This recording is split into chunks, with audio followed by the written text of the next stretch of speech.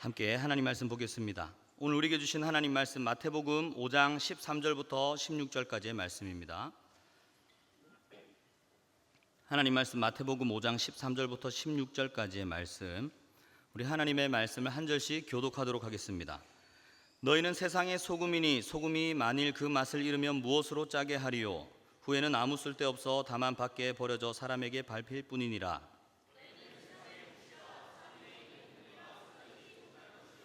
사람이 등불을 켜서 말 아래 두지 아니하고 등경 위에 두나니 이러므로 집안 모든 사람에게 비치느니라.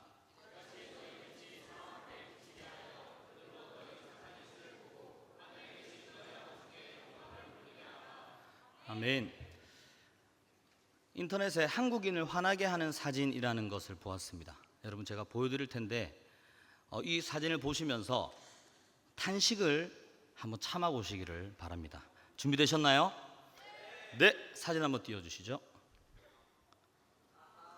아하, 이거 참을 수 없는 화가 나십니까? 뭐 때문에 그렇죠? 국물이 너무 많죠. 여기 보시는 분들 괜찮은데 맛있겠는데 하시는 분들 늘 싱겁게 드셔서 건강에 참 좋을 것 같습니다. 싱거운 맛이 없죠. 음식을 하는데 제일 중요한 게 뭐죠? 간입니다. 간 맞추는 겁니다. 제가 고기를 좋아하는데요, 다른 건 잘 못해도 고기 굽는 건 좀 합니다. 고기 구울 때 다른 건 안 해도 소금을 잘 뿌리면, 간이 맞으면 정말 맛있습니다. 소금은 간을 맞추는데 꼭 필요한 거죠.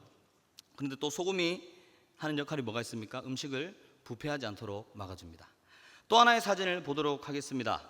전 세계적으로 색깔 논란의 이슈가 있었던 사진입니다. 여러분, 이 신발의 색깔이 무슨 색으로 보이시나요? 저게 회색 신발에 민트색 신발끈으로 보인다 하시는 분 손 한번 들어보시겠어요? 네, 감사합니다. 내리시고, 그게 무슨 소리야? 핑크색 신발에 흰색 끈이다 하시는 분 손 한번 들어보시겠어요? 놀라운 광경을 보고 있습니다, 여러분. 같은 사진을 보면서 놀라운 광경 아닙니까? 근데 이 신발을 보고 제가 회색에 민트색이네 했는데, 제가 댓글을 보니까 핑크색에 흰색이라는 것을 보고 제가 사람들이 다 장난치는 줄 알았어요. 근데 이 신발의 원래 사진을 한번 보겠습니다. 원래 이런 사진이랍니다. 맞췄다고 좋아하시는 분들 저 아까 앞에 사진 이렇게 그림판에서 색깔 찍어 보면 민트색에 회색 나옵니다. 왜 이런 혼란이 찾아왔을까요? 이 신발을 어두운 데서 찍었대요. 어두운 데서 찍으니까 사람들마다 이건 어두운 곳이야 라고 뇌가 인식을 한 사람은 원래 이거 분홍색이 흰색이야 라고 생각을 하고 뇌가 그걸 그렇게 받아들인대요. 빛이 없으면 이렇게 됩니다. 빛이 없으면 세상을 혼란스럽게 합니다. 예수님께서 저와 여러분에게 너희는 소금이다, 너희는 빛이다 라고 말씀하셨습니다. 오늘 말씀을 통해서 귀한 사명을 발견하는 저와 여러분들 되기를 바랍니다. 13절 말씀 다시 한번 읽어보겠습니다. 너희는 세상의 소금이니 소금이 만일 그 맛을 잃으면 무엇으로 짜게 하리요? 후에는 아무 쓸데없어 다만 밖에 버려져 사람에게 밟힐 뿐이니라. 아멘. 아까 말씀드린 바와 같이 소금의 중요한 기능 크게 두 가지가 있습니다. 뭐라고요? 네, 맛을 내는 거, 간하는 거. 두 번째가 부패하지 않게 하는 거. 근데 이 맛을 잃으면 어떻게 될까요? 아무 쓸데가 없겠죠. 소금 맛 내는 거 말고 쓸데가 있어요? 소금이 그 맛을 잃으면 아무 쓸데가 없습니다. 그것이 부패하는 것을 막지 못하면 아무 쓸데가 없는 것입니다. 그것은 더 이상 소금이 아닙니다. 주님께서는 우리에게 너희가 소금이다 라고 하셨습니다. 저는 조용히 살고 싶어요. 저는 성격이 내성적이라서, 저는 MBTI I라 가지고요, 저는 그렇게 할 수 없어요. NO! 그렇지 않습니다. 우리 주님께서는 우리 모두에게 너희는 소금이다 라고 말씀하셨습니다.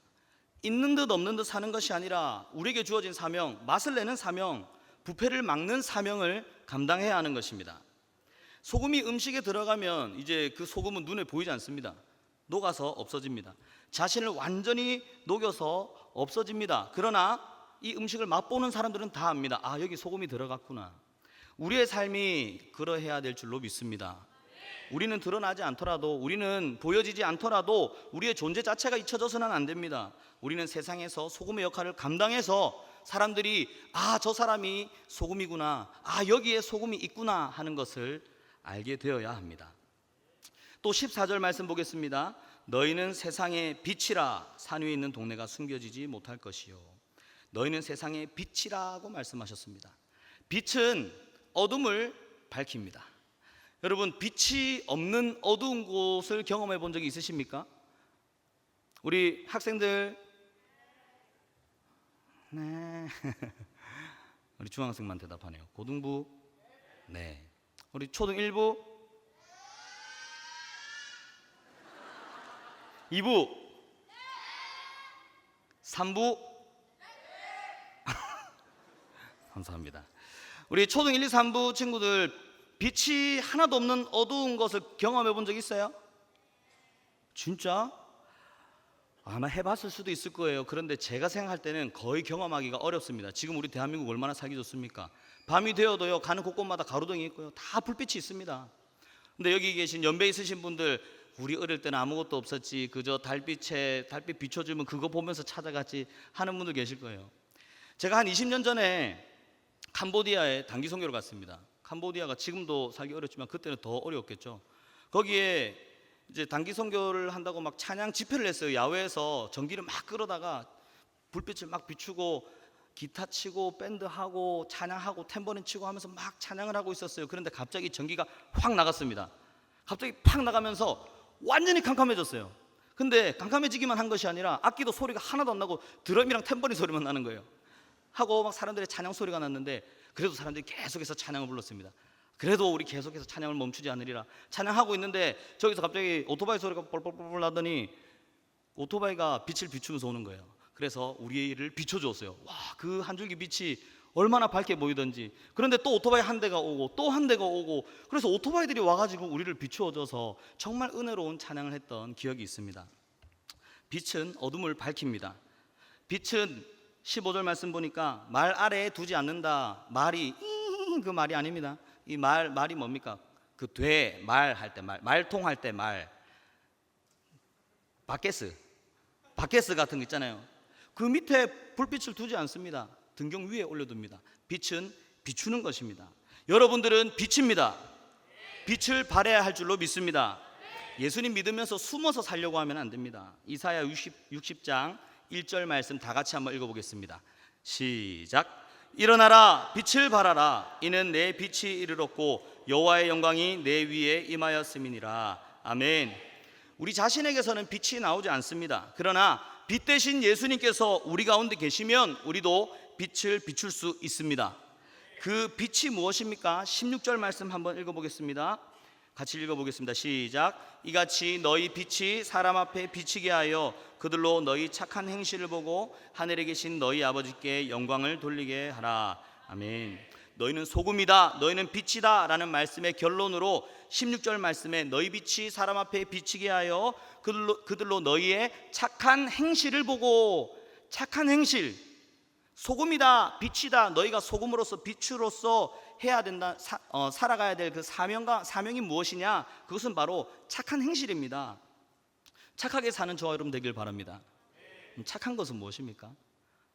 다 참아주고, 예, 이게 착한 겁니까? 여러분, 나쁜 거는 죄와 관련이 있습니다. 착한 거는 뭐와 관련이 있을까요? 의와 관련이 있습니다. 그냥 참아주고 그냥 웃는다고 착한 것이 아닙니다. 하나님의 말씀 붙들고 의롭게 살아가는 것이 착한 것인 줄 믿습니다. 하나님을 기쁘시게 하는 것이 착한 삶인 줄로 믿습니다. 그럼 이 빛을 비추면서 살아야 되는데, 이 빛을 어디에다 비추어야 하느냐? 13절, 14절 말씀 다시 한번 보겠습니다. 13절 말씀, 너희는 세상의 소금이니. 14절, 너희는 세상의 빛이라. 어디에 소금, 어디에 빛이라고요? 세상. 예수 믿는 사람들이 끼리끼리 하면 안 됩니다. 야, 우리끼리 잘해보자, 우리끼리 찬양하자, 우리끼리 예배하자, 끼리. 예수 믿는 사람은 끼리끼리의 신앙생활을 해서는 안 됩니다. 절은 어디에 있습니까? 절은 산속에 있습니다. 속세와 단절돼서 살아가는 그 도 닦는 데가 절이잖아요. 그러나 교회는 그렇지 않습니다. 교회는 세상 속에 있습니다. 예수님께서는 우리에게 산속에 들어가서 도 닦으라고 하지 않았습니다. 세상 속에 있으라고 하셨습니다. 세상의 빛, 세상의 소금, 세상에서 빛을 발하고 소금의 맛을 내면서 살라고 하신 것입니다. 세상을 썩지 않게 하고 어두워지지 않게 하라는 것입니다. 여러분들이 속한 학교, 직장, 사업장, 지역사회, 나라와 민족 가운데에서 소금과 빛의 역할을 감당하는 저와 여러분 되기를 바랍니다. 제가 군 입대 전에 기도를 했는데 그 중에 한 가지 기도가 술, 담배 안 하게 해주세요 하는 기도였어요. 원래 술, 담배를 안 했습니다. 그런데 제가 해병대를 나왔거든요. 17년 전에 입대를 했는데 그때만 해도 선임들이 막 술, 담배 시켰다니까요. 그때 막 가혹행위 하고 막 힘들게 했다니까요. 형이 그렇게 얘기해 주더라고요. 내 입대인데 막 힘들다고 형 친구들이 막 얘기를 하더라고요. 그래서 제가 기도했어요. 하나님, 술, 담배 꼭 안 하게 해주세요. 저희 거룩함을 지키게 해주세요. 그렇게 기도하면서 들어갔는데 딱 실무에 가자마자 행정관이랑 면담을 하는데 저의 이런 내역서를 보더니 다다다다 뭐 타자를 치더라고요. 뭘 쳤는지 모르겠는데 보면서 담배를 안 피는구만 하면서 예, 담배 안 핍니다. 담배 안 피워야지 하면서 엄청 좋아하더라고요. 다행이다 생각하고 있었습니다. 술도 안 먹네. 예, 술도 안 먹습니다. 술은 마셔야 되는데 술을 안 마시면 안 된대요. 중대에서 생활을 하려면 파티하고 하려면 술은 마셔야 된답니다. 저는 안 마십니다. 안 마신다고 했습니다. 엄마한테 전화해라고. 갑자기 엄마한테 전화를 하라는 거예요. 엄마한테 전화했습니다. 전화기 받아가지고 엄마 저 행정관님이 좀 바꿔달래. 예 어머니 뭐 행정관입니다. 아드님이 담배도 안 피는데 술도 안 먹네요. 전화기 너머로 소리가 들리더라고. 우리 아들 술 안 마십니다. 근데 술은 마셔야 되는데 아마 안 마실 겁니다. 그래도 마셔야 되는데 아마 안 마실 겁니다. 딱 끊더라고요. 중대 파티하는 날이 됐습니다. 술이 쫙 있더라고요. 저기서부터 저기까지 쫙 있는데 제가 정말 멋있게 술을 안 먹으려고 했는데 그냥 안 먹게 됐어요. 하나님께 기도했더니 하나님께서 안 먹을 수 있게 해주셨어요. 너무 감사한 일이죠. 그래서 제가 그때부터 술, 담배 싹 다 면제가 돼버렸어요. 얼마나 감사한 일입니까? 그 이후로 제 뒤로 들어오는 모든 후임들이 술, 담배의 강요를 받지 않게 되었어요. 얼마나 감사한 일입니까? 그런데 술, 담배 안 하니까 약간 외로워지더라고요. 일하다가 야 담배 한 대 피러 가자 하면 다 가는데 저는 계속 하고 있어야 돼요. 그래도 감사하더라고요. 구별되어 살아가는 것이 얼마나 감사합니까? 이것이 하나님께서 기뻐하시는 착한 행실이라고 생각하니까 얼마나 감사합니까? 그렇게 살고 있었는데, 그렇게 군생활을 하고 있었는데 어느 날 근무를 들어갔는데 엄청 무서운 선임이랑 같이 근무를 서게 됐어요. 그 선임이랑 오만 얘기를 다 하다가 그 선임이 물어보더라고요. 야, 니 술도 안 먹고 담배도 안 피고 뭐도 안 하고 니 도대체 무슨 재미로 사냐? 저는 예수 믿는 재미로 살아갑니다 라고 말하고 싶었지만 말을 5가지로만 대답하래요. 예 알겠습니다, 예 그렇습니다, 똑바로 하겠습니다, 알아보겠습니다, 감사합니다. 이거 그럼 뭐라고 대답해요 제가? 그래서 제가 알아보겠습니다 라고 대답을 했어요. 근데 마음속으로는 와, 니 진짜 불쌍하다. 니는 술, 담배 재미 말고는 도대체 세상에 재미가 없구나. 나 예수 믿는 게 너무 재밌는데 막 이렇게 마음속으로만 이야기를 하고. 근데 그 선임이 지금까지도 저와 연락을 합니다.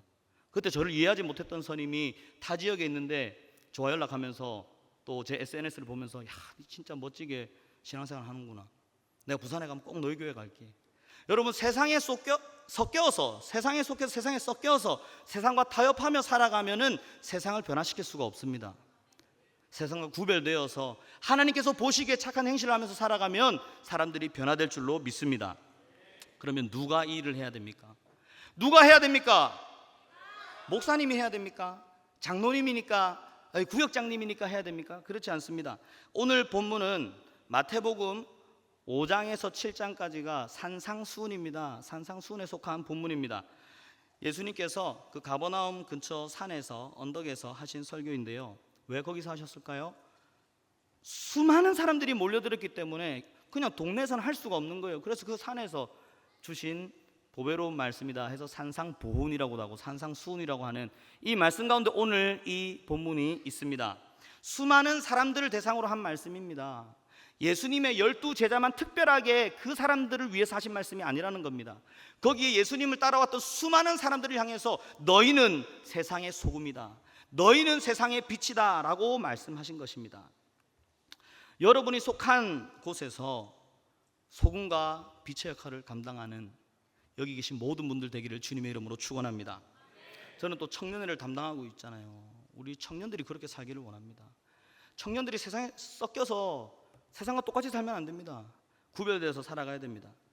빛을 발하면서 소금으로 맛을 내면서 부패하지 않게 하면서 어둠에 빛을 비추면서 살아가야 됩니다.